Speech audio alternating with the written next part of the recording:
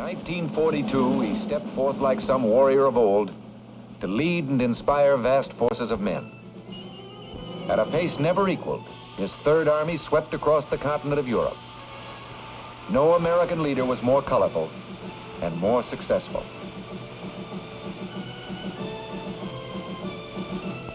General George S. Patton, Jr., dedicated to glory and the victory that was won. The name, the symbol, the victories, our history.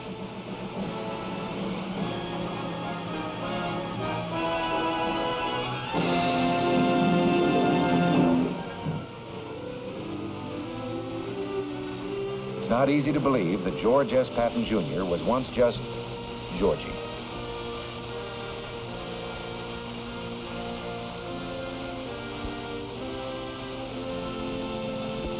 From his earliest years, this lad believed he was going to be General George S. Patton, Jr.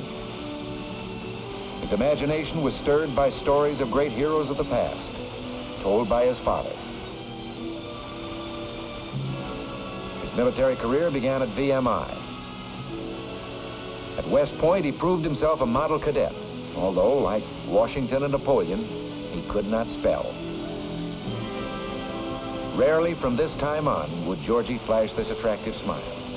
It just didn't go with his very serious ideas of soldiering.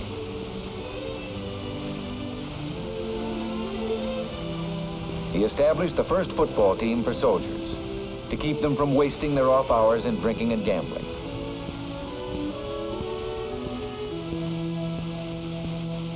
World War I. Convinced that this ponderous vehicle would someday come into its own, he studied it, rode into battle on it, became a hero alongside it. Our first tank commander, he would always be linked with the weapon that symbolized his driving, overwhelming personality.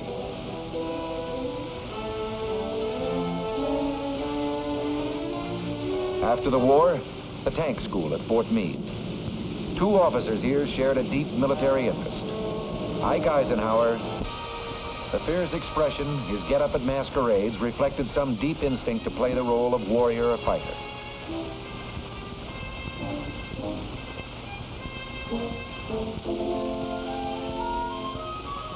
His wife joined in, sensing that even in fun, these roles suited her soldier husband.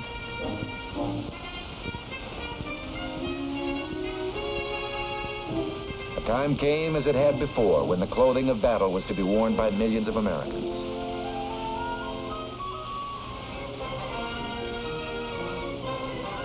November 1942, in command of American forces for the invasion of North Africa, Lieutenant General George S. Patton, Jr.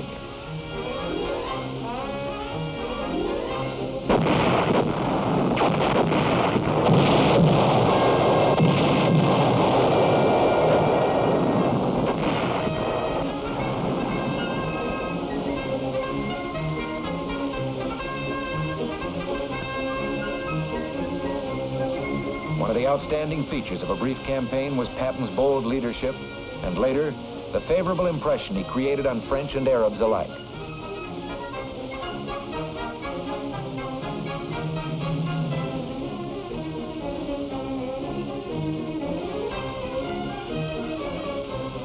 Long-range plans could now be discussed. Plans which would cast America's toughest general in a leading role. Meanwhile, a battle was raging to the east in Tunisia.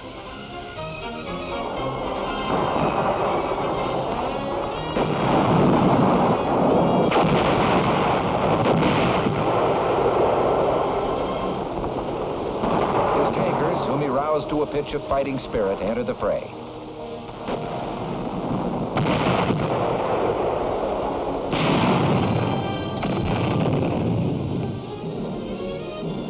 Allied leaders such as General Alexander sensed Patton's remarkable military gifts, his judgment, his sure instinct for what the enemy would do.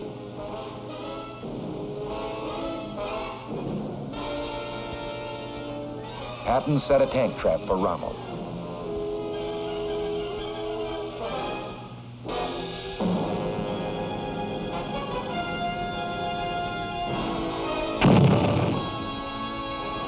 Rommel marched right into it. His 10th Panzer Division lost half its 60 tanks, retired, and never attempted a counterattack.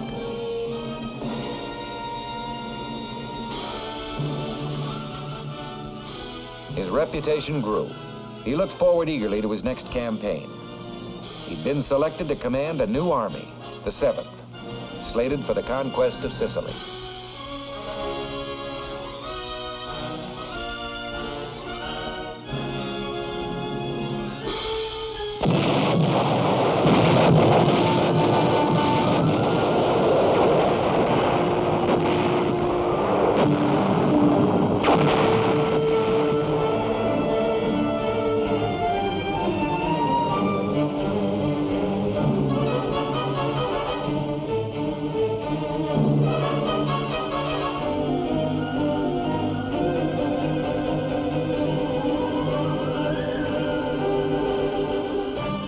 Order of the day from Patton to his men.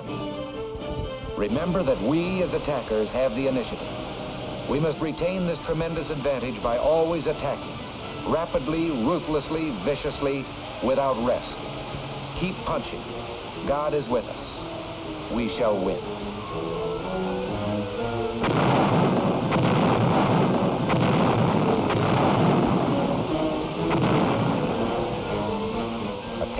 Attack, and when in doubt, attack again.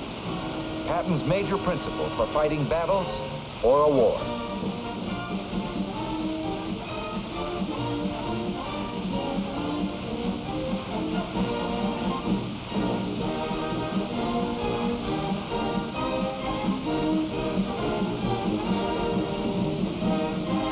His chief mission, he believed, was to arouse the morale of his men. He urged them on, certain that speed and boldness could shorten the war.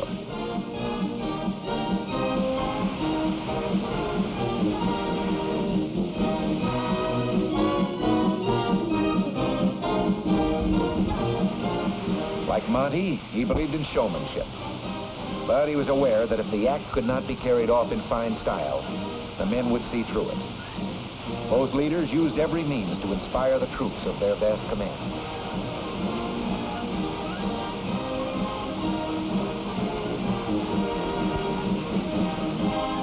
Sicily proved to be a model campaign. Sound tactics and a fighting spirit won the island in 38 days.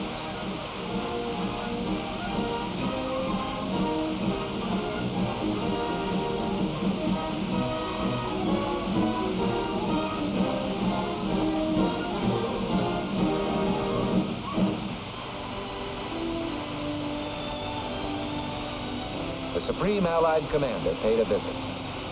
Passionately involved in the work at hand, Patton had acquired a reputation for being tempestuous, sometimes rash. There was a question as to his role in the invasion of Fortress Europe.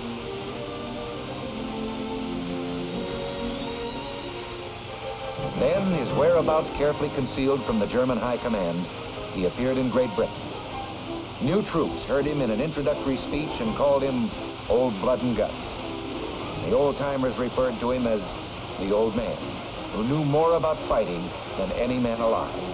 He called a spade a spade. He told them to get mad and stay mad. They listened.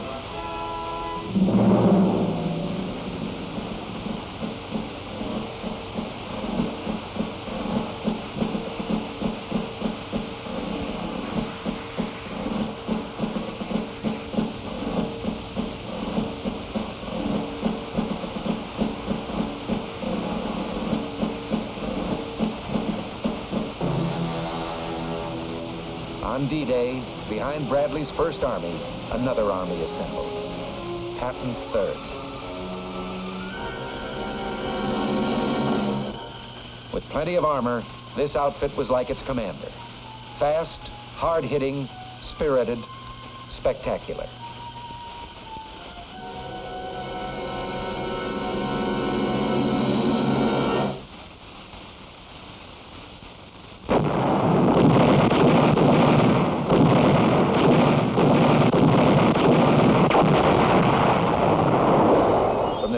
Peninsula began a rolling advance, an all-out smashing attack, the Patton version of a German blitzkrieg.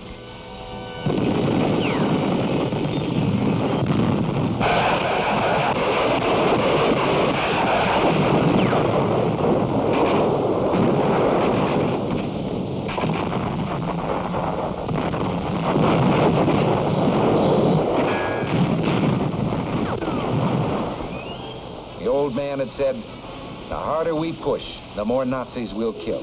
And the more Nazis we kill, the fewer of our men will be killed." Pushing means fewer casualties. The Third took the old man at his word and found he was right.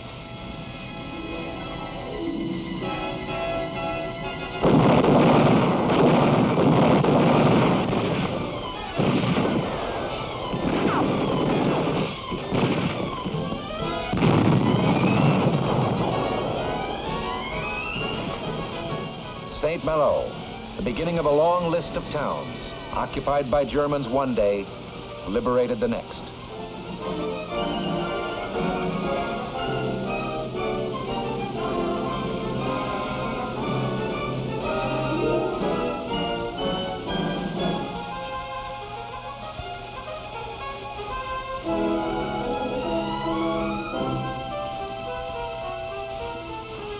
At the head of a vast crusading army, a man fulfilling a destiny he had dreamed of since early youth.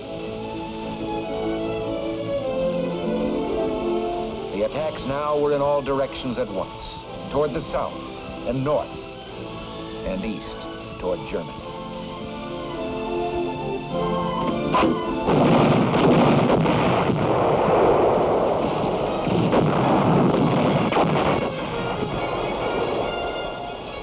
The Third advanced like a tidal wave. The enemy's response was fear. He told his men, "In the last 2 weeks, the Third has advanced farther and faster than any other army in history. My intention is to move farther and faster still." Outrunning its maps, the Third Army crossed the Seine.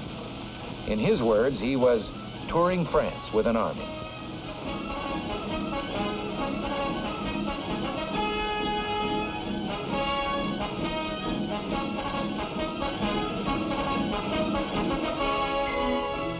He was everywhere at once, covering the great distances within his command. His use of light aircraft exemplified his eagerness to adopt any new means of increasing efficiency.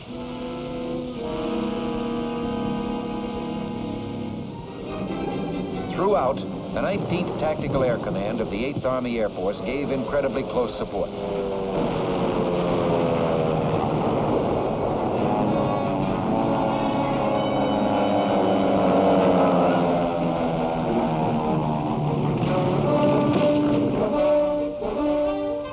The astounding advances went on and on. Patton saw nothing in the way. He was ready to push on into the heart of Germany.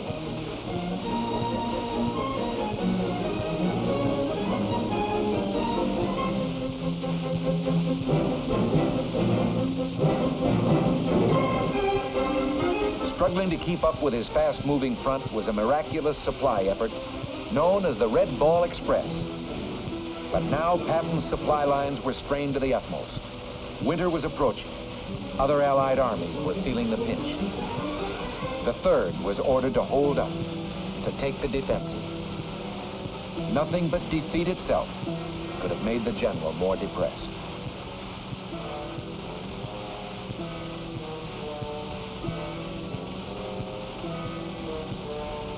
This was a difficult time for an army built to roll.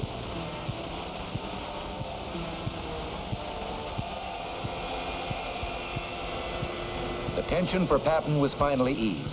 He was assured by his old friend that the Third would eventually receive adequate supplies to resume what they had begun. Patton urged his leaders to keep high the morale created during the offensive. He himself delivered the pep talks for which he was famous, giving credit, instilling pride, urging men to even greater deeds. Then, the green light.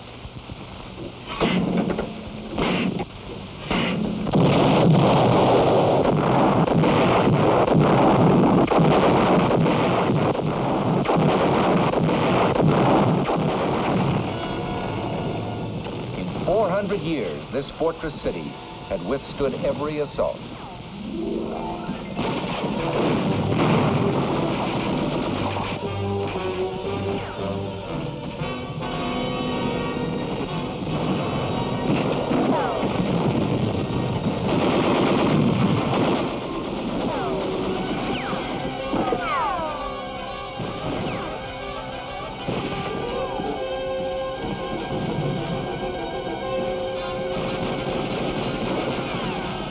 Metz was no cheap victory. But the fall of this highly regarded fortification bore out Patton's belief that no defense position had ever been successfully defended.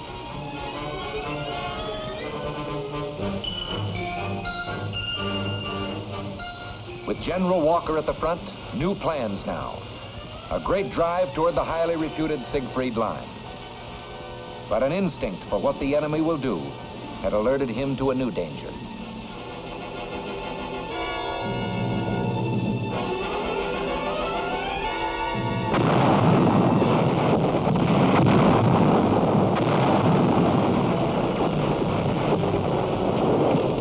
Field Marshal von Rundstedt struck with 20 divisions on a 40-mile front. The Battle of the Bulge.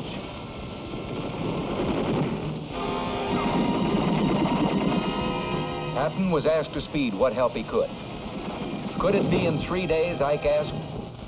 Patton's armored troops would make it in 2, dashing 100 miles over icy roads to Bastogne.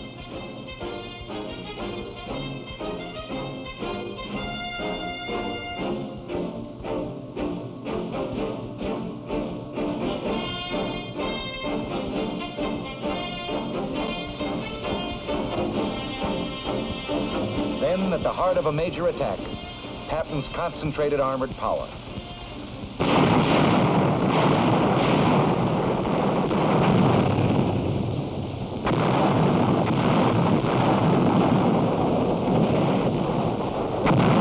Terrible weather prevented a much-needed air attack.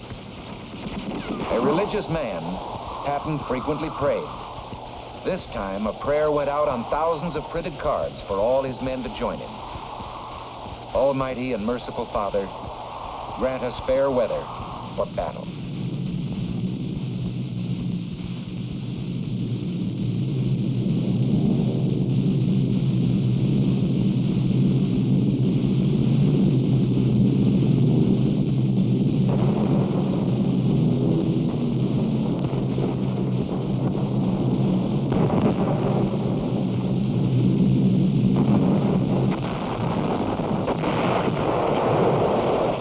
The enemy was on the defensive.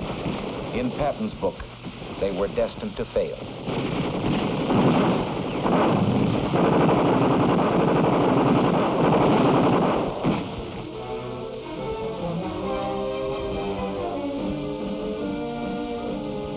The 3rd broke the back of the German offensive and began preparations for their own.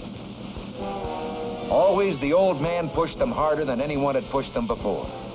Always the results were more than they might have expected. For a commander who was so obviously a winner, they would do the impossible.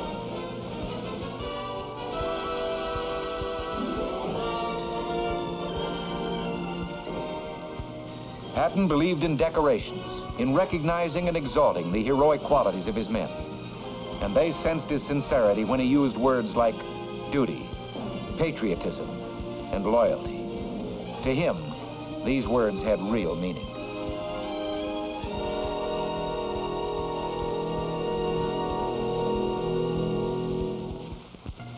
The Siegfried Line.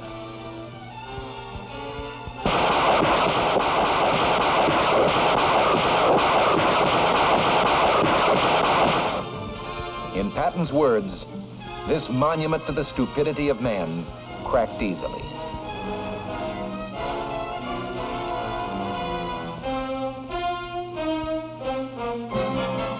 The famous 3rd was now on the loose again, on a spring rampage that would bring the war to a close before summer.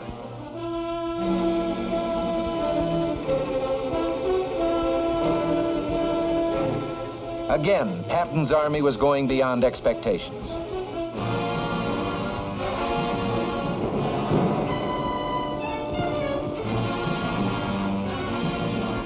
The enemy believed Patton would pause at the Rhine. He went right across.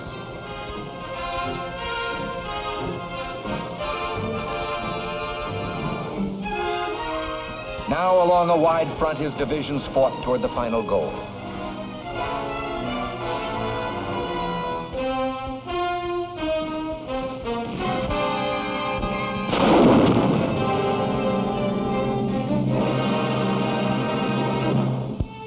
Always he took time out to give credit where it really belonged, to the men.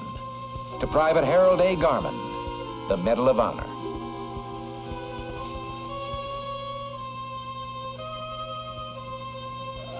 Exalting sacrifice, Patton never dwelt long on the horrors of war. But as his Third Army overran concentration camps in Germany, he saw horror of a new kind.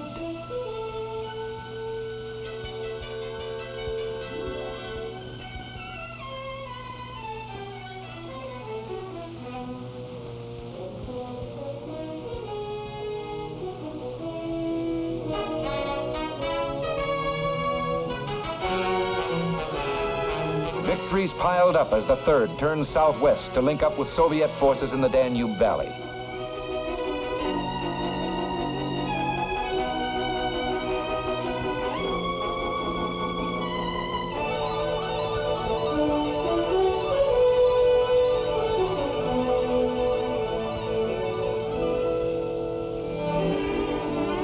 It was over.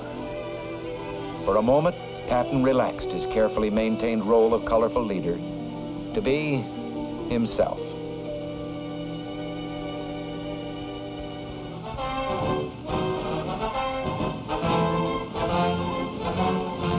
On his return, Americans showed their gratitude.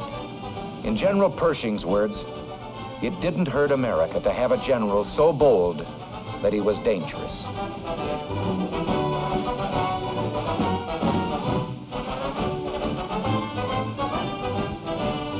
Los Angeles went all out in its reception. With him was General Doolittle, whose 8th Air Force in Europe did so much to assure final victory.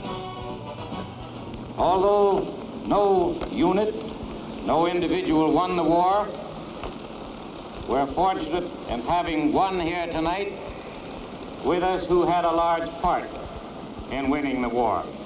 I'm pleased and proud to have been privileged to fight by the side of General George Patton.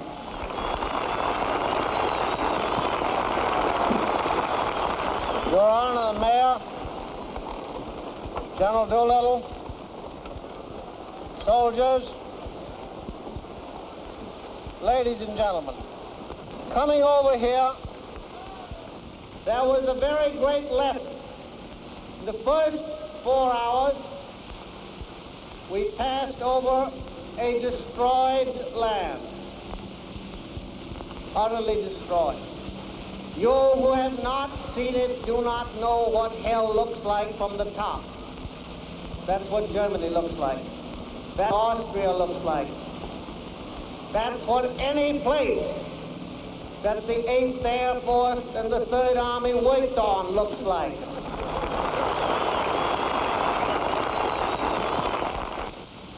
You must remember this, that from Brest to various towns in southern Germany and Austria, whose names I can't pronounce, but whose places I have removed,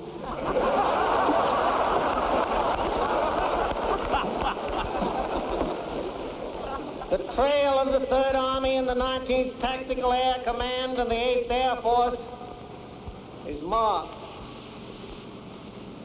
by more than 40,000 white crosses, 40,000 dead Americans.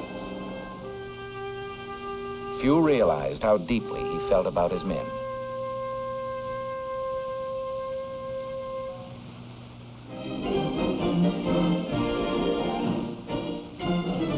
Germany, with no more battles to win, Patton watched Americans compete on the playing field. Again, he saw the fighting spirit, the will to win, a quality he loved and admired, and which epitomized himself. Struggle was the test of a man. War, the supreme struggle, provided the highest test.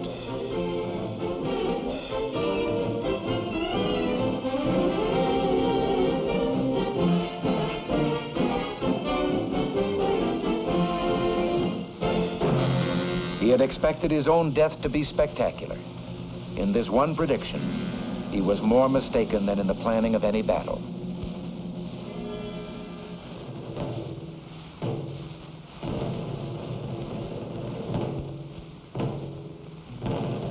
He died of injuries received in an automobile accident 4 months after the end of the war.